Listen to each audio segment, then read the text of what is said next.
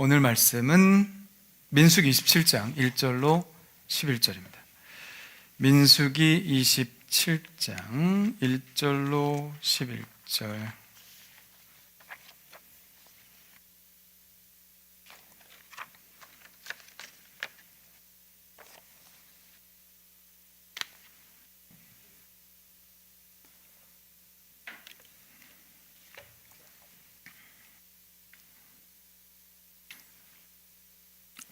같이 한번 읽겠습니다. 시작. 요셉의 아들 므낫세 종족들에게 므낫세 현손 마길의 증손 길르앗의 손자 헤벨의 아들 슬로보앗의 딸들이 찾아왔으니 그의 딸들의 이름은 말라와 노아와 호글라와 밀가와 디르사라. 그들이 회막문에서 모세와 제사장 엘르아살과 지휘관들과 온 회중 앞에 서서 이르되 우리 아버지가 광야에서 죽었으나 여호와를 거슬러 모인 고라의 무리에 들지 아니하고 자기 죄로 죽었고 아들이 없나이다. 어찌하여 아들이 없다고 우리 아버지의 이름이 그의 종족 중에서 삭제되리이까? 우리 아버지 형제 중에서 우리에게 기업을 주소 하며 모세가 그 사연을 여호와께 아뢰니라. 여호와께서 모세에게 말씀하여 이르시되 슬로보앗 딸들의 말이 옳으니 너는 반드시 그들의 아버지의 형제 중에서 그들에게 기업을 주어 받게 하되 그들의 아버지의 기업을 그들에게 돌릴지니라. 너는 이스라엘 자손에게 말하여 이르기를 사람이 죽고 아들이 없으면 그의 기업을 그의 딸에게 돌릴 것이요 딸도 없으면 그의 기업을 그의 형제에게 줄 것이요 형제도 없으면 그의 기업을 그의 아버지 형제에게 줄 것이요 그의 아버지 형제도 없으면 그의 기업을 가장 가까운 친족에게 주어 받게 할지니라 하고 나 여호와가 너 모세에게 명령한 대로 이스라엘 자손의 판결의 규례가 되게 할지니라. 아멘. 자, 우리 옆 사람 인사합시다. 당신이 복입니다. 당신이 복입니다. 당신이 복입니다. 당신이 복입니다. 자기에게 얘기해 주세요. 내가 복입니다. 시작. 내가 복입니다. 아멘. 자, 광야 생활 하고 있을 때 이스라엘 백성들이 애굽에서 나와서 가나안 땅에 들어가기 전 광야 생활하고 있을 때 시딤이라는 곳에 머물게 되었는데요. 여기서 이스라엘 백성들이 모압 여자들과 음행하기 시작했습니다. 그 여자들이 이제 사귀었으니까 우리 제사할 때 한번 와라. 그래서 제사할 때 거길 또 갔네요. 갔는데 제사할 때는 먹고 마시잖아요. 먹고 마시고 뭐 거기까지도 괜찮았는데 그럼 판단력이 흐려집니다. 야, 절하면 안 되잖아요. 우상 숭배인데 그냥 절까지 한 거예요. 그러니까 하나님이 여기서 진노하셨다 그렇게 말씀하십니다. 하나님이 진노하시는 게 뭐 잘못됐나요? 하나님을 우리가 인격적인 하나님이라고 하죠. 하나님은 로봇가 아닙니다. 하나님은 인격적인 하나님이시라는 얘기는 하나님이 모든 감정을 다 갖고 계시다는 것이죠. 만약 하나님이 감정이 없다? 그럼 우리를 사랑하지도 못합니다. 하나님이 감정을 가지고 계시다는 것이 전혀 이상한 게 아니에요. 감정을 표현한다고 하는 것도 전혀 이상한 게 아닙니다. 여러분, 정말 우리가 감정을 충분하게 표현하고 갖고 있다는 것이 그게 인간적인 거거든요. 그게 인격적인 것이라고 말하는 겁니다. 사이코패스 어때요? 감정이 없죠. 감정이 없어요. 사람입니까? 사람이지만 사람답지 못한 일들 많이 하죠. 왜? 감정이 없으니까. 그래서 감정이 있고 풍부하다는 것은 그만큼 좋은 거예요. 하나님도 감정이 있기 때문에 우리의 마음을 알아주실 수 있는 것이고요. 그래서 하나님이 어떤 마음을 지니셨다고요? 하나님이 진노하셨다. 왜요? 하나님 어떤 하나님이냐? 하나님은 질투하시는 하나님이십니다. 할렐루야. 질투의 감정. 이거 있으면 안 되나요? 남편이 바람 펴도 그냥 좋아 그래야 되나요? 여친이 남친이 바람 펴도 그냥 괜찮아 이래야 되나요? 아니죠. 그건 아무 상관없는 사람한테는 그래도 돼. 그런 일이 있었구나. 그런데 내가 사랑하는 사람 그러면 안 되죠. 그것은 자연스러운 감정입니다. 질투의 감정은 아주 자연스러운 감정이에요. 하나님이 여러분을 사랑하시기 때문에 이런 감정을 느끼시는 것이죠. 그래서 하나님은 이스라엘 진중에 전염병을 돌게 하셨습니다. 성경에서 과거에 전염병 얘기가 나오면 있었나 보다 뭐 그렇게 생각했는데 요즘 우리가 전염병을 겪고 있으니까 이게 예사로 보이지 않습니다. 참 무섭구나. 아니 조금만 눈에 보이지도 않은 바이러스가 지금 여기 이 사람들에게 다 마스크를 씌워놨잖아요. 이거 참 얼마나 기가 막힌 일입니까?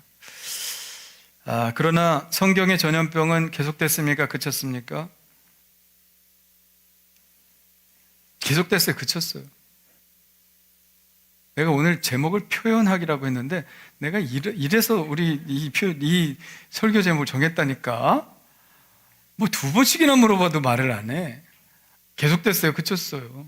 그쳤지. 당연히 지금까지 계속되면 어떻게 해요? 그쳤죠. 코로나19도 그칠 줄 믿습니다. 어떻게 해서 그쳤습니까? 비느하스가 이방 여인과 간음하는 그 사람들을 그냥 창으로 찔러서 2사람의 등 찔러가지고 죽였죠. 그래서 전염병이 끝쳤습니다. 25장 1절에 11절에 보니까 이렇게 하나님 말씀하셨어요. 제사장 아론의 손자 엘르아살의 아들 비느하스가 내 질투심으로 질투하여 이스라엘 자손 중에서 내 노를 돌이켜서 내 질투심으로 그들을 소멸하지 않게 하였도다. 하나님의 질투심으로 질투했다고 했어요. 하나님의 마음을 아는 것이죠. 그래서 전염병을 그치게 했습니다. 자, 이 코로나19를 멈추게 할 수 있는 비느하스의 창이 무엇일지 기대가 됩니다.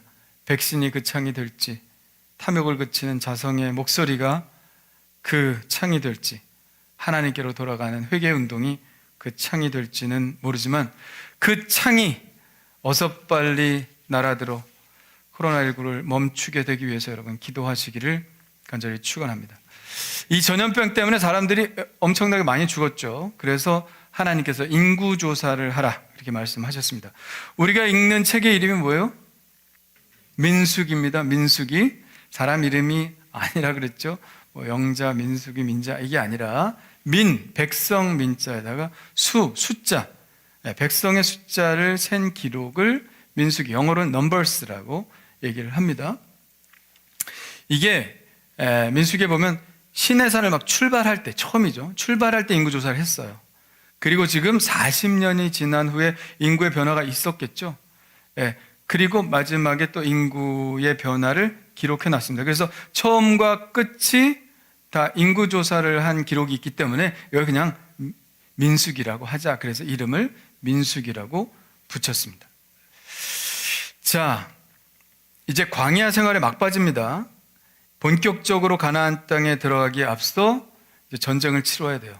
요단강을 건너면 이제부터 지금까지는 아말렉과 한 번 전쟁을 했죠. 모세가 손을 올리면 이기고 손을 내리면 지고 아말렉과 전쟁을 했는데 이제는 뭐냐 하면 전쟁이 본격적으로 시작됩니다. 그래서 20세 이상으로 전쟁에 나갈 사람을 계수했어요. 순간의 방심으로 전투력을 잃었으니 이제 전열을 잘 가다듬고 본격적으로 미래를 도모하게 하려는 뜻입니다. 심기일전을 위해서 인구조사를 한 것이죠. 그러나 인구를 계수한 것은 단지 그 전쟁을 대비하기 위한 것만은 아니었습니다. 또 중요한 목적이 있었는데 그것이 뭐냐면 땅을 분배하려고 하는 목적이 있었습니다. 자, 땅 분배는 어떻게 할까요? 이스라엘에 몇 지파가 있어요? 12지파가 있습니다. 그런데 똑같이 일률적으로 잘라서 나눠줄 수는 없겠죠. 왜냐하면 어느 지파는 사람이 많고 어느 지파는 사람이 적고, 그래서 그 인구수대로 비율을 맞춰서 땅 크기를 정해서 나누어 줬어야 했습니다. 그래서 인구조사를 하는 거죠.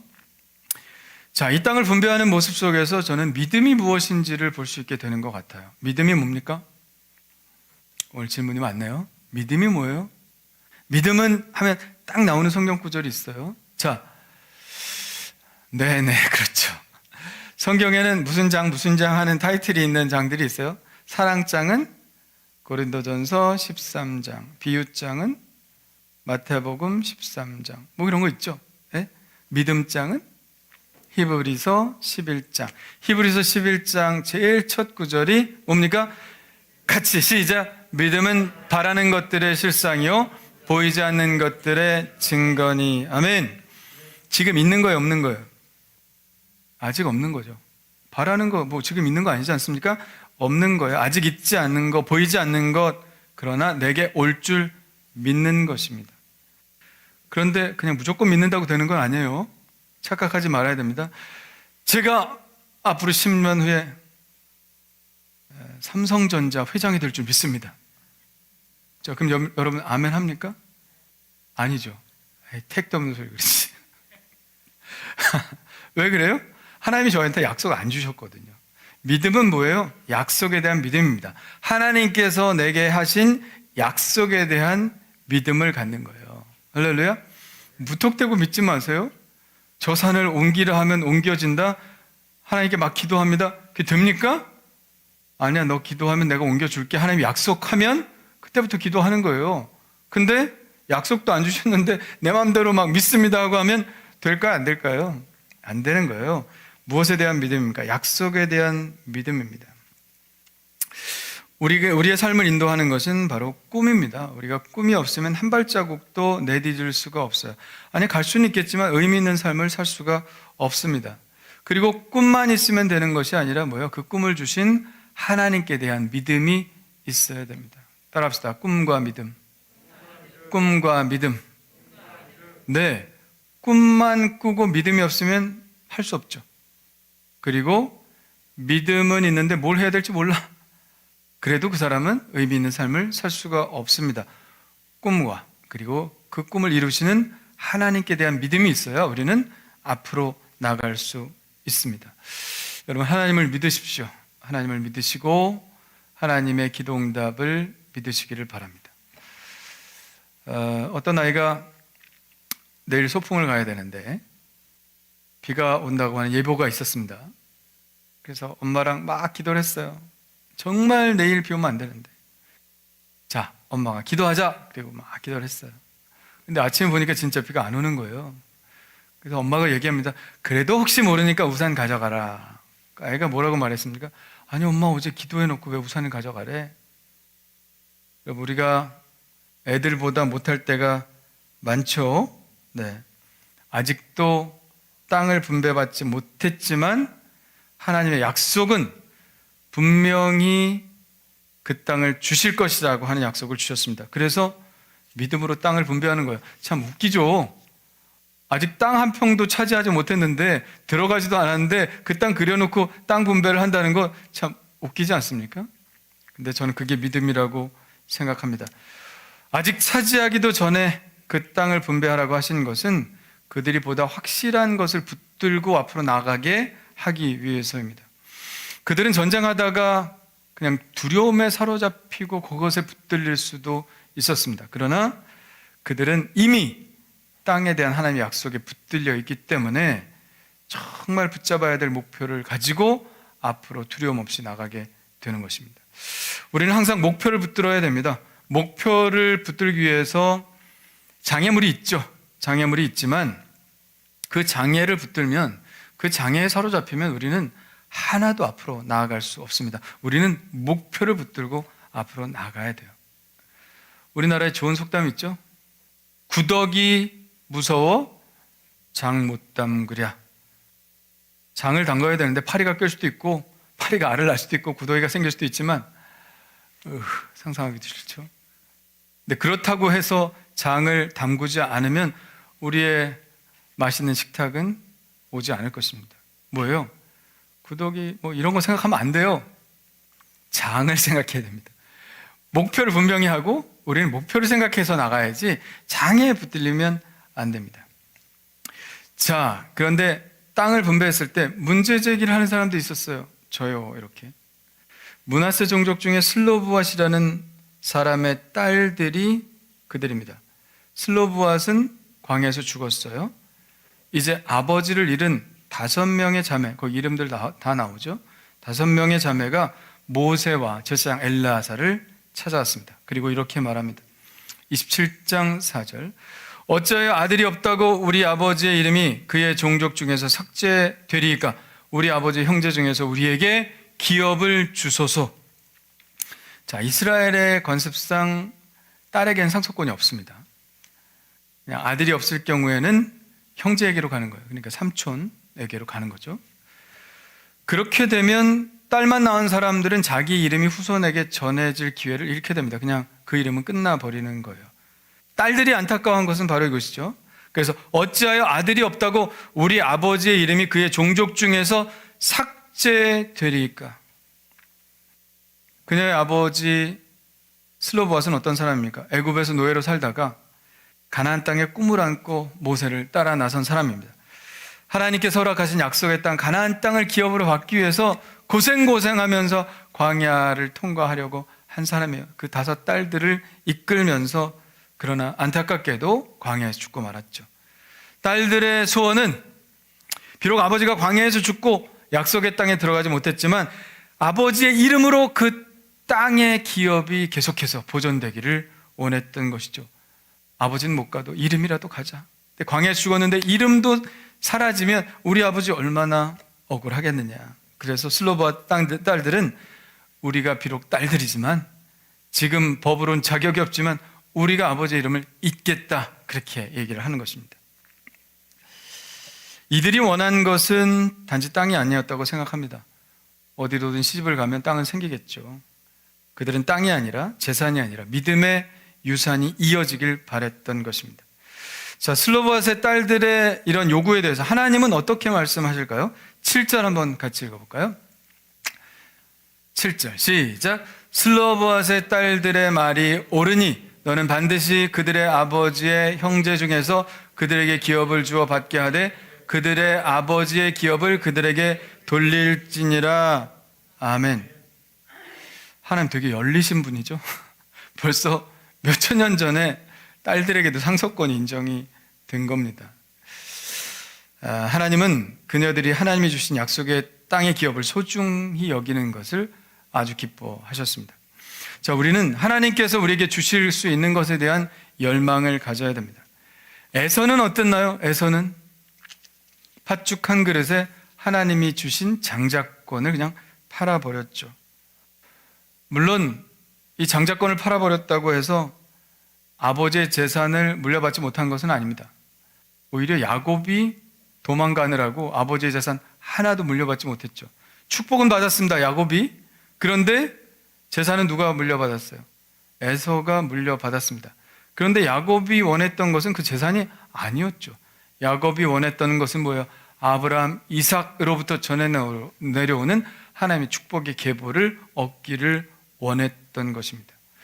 하나님께서는 그런 야곱이 마음에 드신 것 같아요. 그래서 야곱에게 좀 부족하지만 이스라엘이라는 이름을 주고 12지파 그의 아들들을 통해서 이스라엘을 이루는 축복을 허락해 주셨습니다. 우리는 믿음의 유산에 대해서, 그리고 하늘의 기업에 대해서 열망을 가져야 됩니다. 하나님이 주실 축복에 대한 열망을 가져야 됩니다. 그것은 에서처럼 이 땅의 축복만을 의미하지 않아요. 축복의 근원이신 하나님의 기업을 물려받고 하나님의 사랑 안에서 살아가는 것입니다. 여러분, 땅의 축복을 위해서 하늘의 축복을 잠시 유보하지 마시길 바랍니다. 우리 아이들 교육할 때 우리 가끔 땅의 축복을 위해서 하늘의 축복을 유보할 때가 있어요. 고3 때만 교회 나가지 마라. 시험 때만 교회 나가지 마라. 그럼 인생의 시험에 닥칠 때 어떻게 해야 돼요? 인생의 시험에 닥칠 때 더 부르짖고 더 나와서 매달려야 되는데 어려서부터 그렇게 배웠어. 시험 때는 교회 안 나가도 된다. 마음이 좀 울적하고 시험에 들었을 때는 교회 아예 안 나와버려요. 그게 습관이 돼서 그래요. 시험 때일수록 더 붙들어야 됩니다. 할렐루야. 시험 때일수록 더 하나님께 나아가야 합니다. 제가 그런 애들한테 이렇게 말하죠. 야, 인생의 시험이 이것뿐일 것 같냐? 앞으로 너가 치러야 될 시험은 아직 엄청나게 많아. 너 시험 때마다 교회 안 나오면 어떡할 거야? 그때 이길 수 있을 것 같아? 이길 수 없어. 오히려 시험 때 더 기도하고 더 하나님께 매달려야 될 줄 믿습니다. 사업도 마찬가지죠. 땅의 축복을 위해서 하늘의 축복을 잠시 유보해 두기도 합니다. 사업 잘 되면 잘 되는 대로 핑계를 대고 못 되면 못 되는 대로 핑계를 대고 하늘의 축복을 유보해 둡니다. 돈 많이 벌면 사업 다시 일어서면 그때 하나님께 나오겠다고 합니다. 그리고 결과적으로 어떻게 됩니까? 하늘의 축복도 잃어버리고 또 땅의 축복도 잃어버립니다. 우리는 흔히 땅의 축복 받으면 하늘의 축복을 받았다고 생각하는데 전혀 다른 차원의 이야기입니다. 하늘의 축복 안에 땅의 축복이 있는 것이지 예? 땅의 축복 안에 하늘의 축복이 있는 게 아니에요. 아무리 땅의 축복이 크다 할지라도 그것이 하늘의 축복 안에 있지 않다면 그것을 거부할 수 있어야 됩니다. 하나님이 주신 기업이 가장 소중한 거예요. 그것을 우리가 소중히 여기지 않는다면 우리 애석골 나는 겁니다. 자, 슬로보아스의 딸들은 하나님이 주신 기업을 굉장히 소중히 여겼습니다.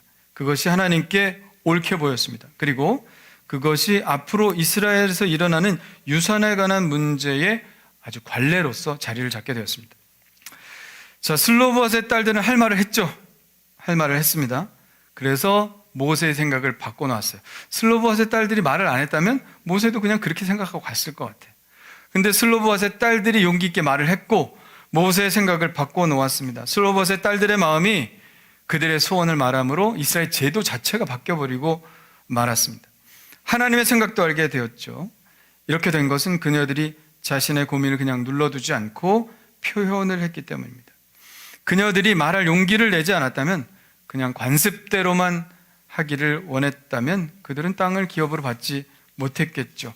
아버지의 이름도 그냥 그쳐지고 말았을 것입니다. 그러나 그녀들이 말을 했기 때문에 모든 것이 바뀌었죠.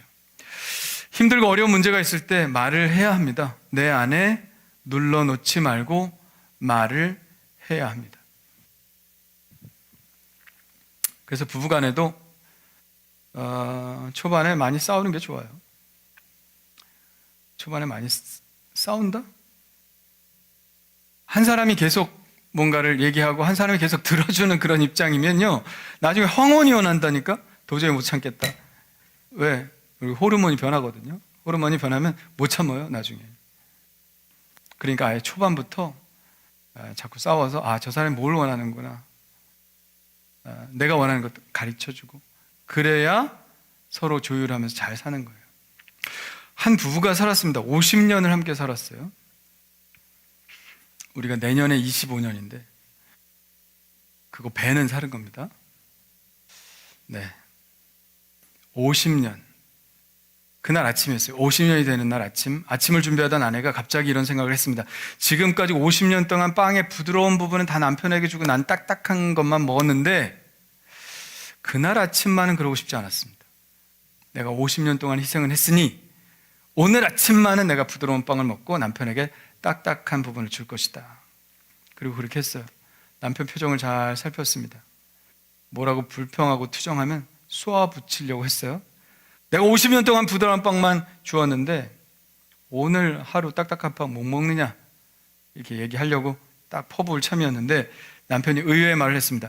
야, 웬일로 딱딱한 빵이네. 나 딱딱한 빵 좋아하는데 당신도 딱딱한 빵 좋아하는 것 같아가지고 내가 아직까지 한 번도 말하지 못하고 지금까지 참고 살았다고 그렇게 얘기를 하는 거예요. 신혼 초에 말을 했으면 50년 동안 자기가 좋아하는 빵을 먹고 행복하게 살 수 있었을 텐데 그냥 서로 짐작만 했습니다. 다 부드러운 빵만 좋아하겠거니. 남편도 말을 못하고 아내도 말을 못하고 그렇게 흡족하지 못한 아침 식사를 50년 동안 했던 것이죠. 소통이 중요한 것입니다. 말을 하면 통하게 되죠. 소와 호랑이가 결혼을 했습니다. 소는 뭘 먹어요? 풀을 먹죠. 호랑이는 고기를 먹어요. 그래서 소는 호랑이에게 정성껏 풀을 잘 대접했습니다. 호랑이는 고기를 해서 소를 잘 대접했습니다. 왜? 서로 사랑했기 때문에 정성껏 대접을 했습니다. 그리고 열심히 먹는 척 했습니다. 참고 또 참았습니다. 그러다 결국 그들은 갈라서고 말았습니다. 갈라서면서 그들은 그렇게 말했죠. 난 최선을 다했어. 최선을 다한 겁니까? 말을 했어야지 최선을 다한 것이죠. 내 입장에서 최선을 다한 것은 최선을 다한 게 아닙니다. 상대방이 원하는 것을 하는 것이 최선이죠. 우리는 최선에 대해서 착각을 합니다. 내가 힘들면 그게 최선이라고 생각하는데 그게 아닙니다. 상대방이 좋아야 그게 최선이죠. 그리고 나 입장에 대해 설명하는 것입니다. 참는 것이 아니라 소통을 시도하는 것이죠. 돌을 열심히 옮기는 아들을 옆에서 아버지가 보고 있었습니다. 낑낑대고 막 돌을 막 옮겨요. 아버지가 묻습니다. 너 최선을 다하고 있니? 아버지 보면 몰라요? 저 최선을 다하고 있어요. 낑낑대면서 돌을 옮깁니다. 아버지가 말합니다. 아니야, 넌 최선을 다하지 않고 있어. 왜 나에게 도움을 요청하지 않니? 그 뭐예요? 최선은 뭐예요? 혼자 낑낑대는 게 아니라 옆에 아버지가 있으면 아버지 도와주세요. 그게 최선이지. 그죠? 여러분, 기도가 최선인 줄 믿으시길 바랍니다. 내 힘으로 막 하는 거 의미가 있을까요? 의미가 있지만 힘들면 하나님께 기도하는 거예요. 기도해서 하나님께 도움을 요청하는 것입니다. 그것이 최선입니다. 인간은 사회를 이루죠. 교회도 공동체를 이룹니다.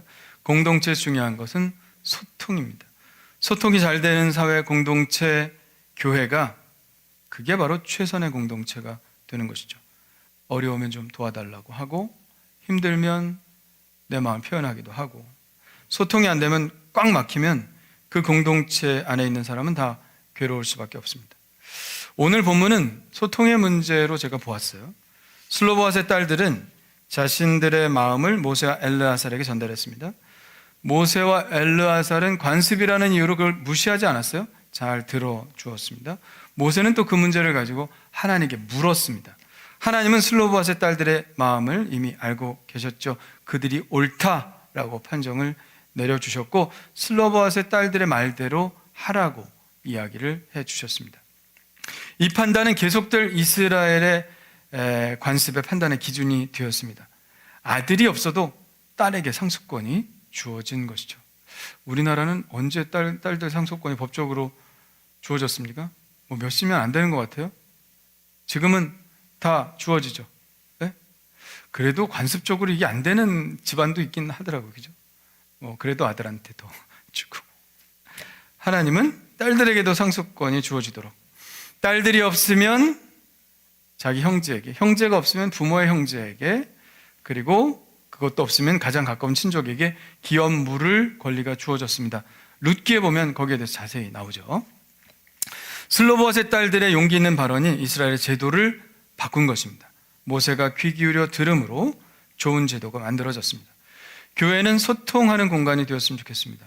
먼저는 하나님과 소통하는 공간, 그죠? 하나님께 기도하고 부르짖고 하나님 응답하시고 이런 소통이 이루어지는 공간, 또 목사와 성도 간의 소통이 이루어지고 성도와 성도 간의 소통이 이루어지는 교회, 불신자와 성도까지도, 불신자까지도 소통이 이루어지는 교회가 되었으면 좋겠습니다. 아이들과 어른들이 소통하고 청년들이 또 기성세대와 서로 사랑으로 서로 귀를 기울여 듣고 마음을 풀어주는 그런 공간이 되었으면 좋겠습니다. 자, 우리가 믿는 예수님은 어떤 분이십니까? 막힌 담을 허신 분이에요. 할렐루야. 막힌 담을 모두 허셨네. 예수님이 막힌 담을 허신 분입니다. 하나님과 우리 사이에 죄 때문에 꽉 막혔던 관계를 팍 털어버리신 분이 누구다? 예수님이시다. 그러니까 소통의 길이 살 길이고 소통의 길이 생명의 길인 거예요. 막히면 죽는 거예요. 죽음의 길입니다. 죄와 허물로 죽은 거예요. 그러나 예수님께서 그 소통의 길을 팍 열어두셨죠. 살 길, 생명의 길입니다. 서로 통해야 숨통이 트이고 살 길이 열립니다. 예수님께서 열어놓으신 생명의 길은 우리의 숨통이 트인 길입니다. 이 생명의 길을 앞으로 계속 만들어가야 할 사람들이 바로 우리들입니다. 왜냐하면 아직도 불신자와 하나님 사이에 막힌 담이 헐어지지 않았기 때문입니다. 서로를 사랑하고 들어주고 보듬어주고 용서함으로 하나가 되는 것을 가는 그 길이 교회의 길이죠. 여러분 안에 막힌 담이 있습니까? 성도들 간에, 또 저와 막힌 담이 있습니까? 자식들과의 관계에 있어서 막혀 있습니까? 소통할 수 있는 길을 여러분들이 내셔야 됩니다. 만드셔야 됩니다. 그것이 그리스도인의 길이고 예수님의 제자의 길입니다. 예수님 그 소통하기 위해서 어떻게까지 하셨어요? 십자가에 못 박혀 죽으셨습니다. 자기를 버리셨어요. 자기를 죽이셨습니다. 그렇게까지 하면서 하나님과 소통의 길을 여셨어요. 쉬운 게 아니죠. 우리도 자꾸 그냥 내버려 두지 말고 말 안 해. 말하면 더 골치 아파져. 포기할래? 그렇게 하지 말고 계속해서 노력하면서 그 길을 내야 합니다. 자, 잘 들어주시기만 해도 돼요. 소통이 안 되는 이유는 말하려는 사람은 있는데 잘 들으려는 사람이 없기 때문에 그렇습니다. 제가 지난주 큐티 할 때 경청 한자 풀이를 했었죠. 경청의 경자는 사람 인변에 머리 삐뚤어질 경자를 씁니다. 저 머리 삐뚤어질 경자요. 이렇게 뭐 하는 거예요? 이렇게 귀 기울여 듣는 거예요. 그게 경자입니다. 기울일 경자예요. 잘 들으라는 얘기입니다. 그리고 청자는 무슨 청이에요? 왕자죠. 저게 왕 위에 귀가 있죠. 왕의 말을 듣는 것처럼 아주 신경을 곤두서서 들으라는 얘기죠. 그리고 10개의 눈이 있죠. 네? 잘 보라는 거예요. 말하는 거하고 행동을 같이 봐야 돼. 속으로 말은 사랑한다고 그러는데 전혀 사랑하는 제스처가 아니야. 봐야 돼요. 잘 그 사람의 행동을 봐요. 속으로는 그냥 겉으로는 괜찮다고 하는데 표정은 괜찮은 게 아니야. 그러니까 말로만 듣지 말고 눈으로도 잘 보라는 거예요. 그리고 한 마음으로. 이게 뭐예요? 예? 딴 생각하지 말고 듣지 말라는 거죠. 주로 남자들이 딴 생각 많이 하는 것 같아. 아내들하고 얘기할 때. 그죠? 애들이 또 엄마 잔소리 막 할 때 그냥 딴 생각 하는 것 같아. 딴 생각하지 말고 한 마음으로 들으라는 거죠. 그게 경청이에요. 이렇게 잘 들을 때 소통의 길이 열리는 겁니다. 상대방의 마음을 잘 이해할 수 있고 더 깊은 대화를 할 수 있는 것이죠. 전 우리 교인들을 볼 때 참 표현이 적다. 그런 생각을 합니다. 오죽하면 제가 이런 설교를 하겠습니다. 표현하기. 설교를 해도 뭐 웃지도 않아요. 웃지도 않고 아멘도 안 하고 고개를 끄덕이기를 하나 뭐. 자, 뭐 다 목사 닮아서 그런 거니까 뭐 할 말은 없지만 속을 몰라 답답할 때도 있습니다. 네, 좀 표현하셨으면 좋겠어요. 이건 뭐 유튜브를 1년씩이나 매일매일 빠짐없이 해도 댓글을 다는 사람이 있나, 뭐 은혜로면 은혜 받았습니다. 뭐 자기 감동이 있었으면 이런 감동에 대해서 같이 나누기를 하나. 몇 사람이야? 딱 3사람, 4사람만 그거 하고 있어. 내가 그거 볼 때 얼마나 좋은데. 예? 예? 여러분 표현 좀 하세요. 자, 미션, 이번 주 미션. 하여튼 댓글 달기. 알았어요? 표현하지 않으면 몰라요. 모릅니다. 다른 목사님들은요, 저한테 얼마나 그렇게 격려를 많이 해주시는지 몰라. 다른 목사님들은. 그리고 다른 교회 성도들도 이걸 보죠. 우리 뭐 가입자가 210 몇 명인 거 보니까 우리 교인들보다 훨씬 많으니까 우리 교인들도 가입을 안 했어 보니까. 예? 할 줄 모르기도 하고. 예? 다른 교인들도 가끔 이렇게 카톡이나 뭐 이런 거 오면 격려를 많이 해줘요. 우리 교인들은 대답이 없어. 내가 누구 위해서 하는 건데. 아이고 참. 아니 밴드의 생일이 올라오면 그냥 축하합니다 이거 하나 이모티콘 하나 그냥 올려주는 게 그게 어려워요? 생일이겠거니 뭐 마음속으로는 축하하겠지 뭐 마음속으로는 생일이니까 축하하는데 근데 누가 압니까 그걸? 표현해야 됩니다. 표현 좀 하고 삽시다. 표현하지 않으면 몰라요. 부부 사이에도 사랑한다고 좀 얘기 좀 해주고, 네? 아이들에게도 너 최고야. 네가 네 아들이라 너무 기뻐. 네? 감사해요, 고마워요. 이런 말 좀 하고 이렇게 표현해야 분위기가 좋아지는 겁니다. 누군가 표현해주는 얘기를 하면 용기를 내서 또 자기도 표현해주고 그러면서 행복해지는 거예요. 그렇다고 너무 막 솔직하게 막 지적하라는 얘기는 아닙니다. 좋은 얘기 하라는 거예요. 격려하는 얘기. 누굴 지적하려고 한마디 하려고 그러면 앞에 포석을 한 8개 깔아놔야 돼. 칭찬하는 걸 한 8개 깔아놔야 되는데 그리고 한마디 하는 거래. 그래도 알아들을까 말까야.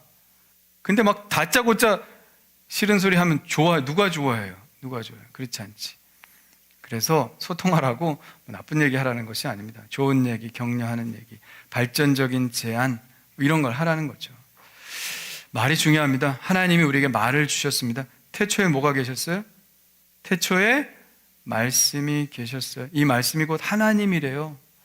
이 말씀으로 천지를 창조하셨고 복음은 말로 전해져서 우리가 구원에 이르게 되는 것입니다. 말이 사람을 살리는 거예요. 창조의 생명이 이 말에 있습니다. 그래서 이 말을 잘하면 사람이 죽기도 하고 살기도 하는 거예요. 말 잘해주면 얼마나 사람이 생명력이 넘칩니까? 막 살아나는 거예요. 사랑하는 여러분, 여러분의 말을 통해 다른 사람들을 행복하게 해주시기 바랍니다. 그냥 말 한마디로 천냥빛을 갚는 거예요. 별거 아닌 것 같지만 감사해요, 좋아요, 최고예요. 따라합시다. 감사해요, 좋아요, 최고예요. 네, 그냥 말 한마디 해주면 됩니다. 작지만 상대방을 행복하게 해주는 그 표현을 통해서 우리의 관계가, 가정이, 교회가, 그다음에 직장이, 공동체가 행복해지게 되시기를 간절히 축원합니다.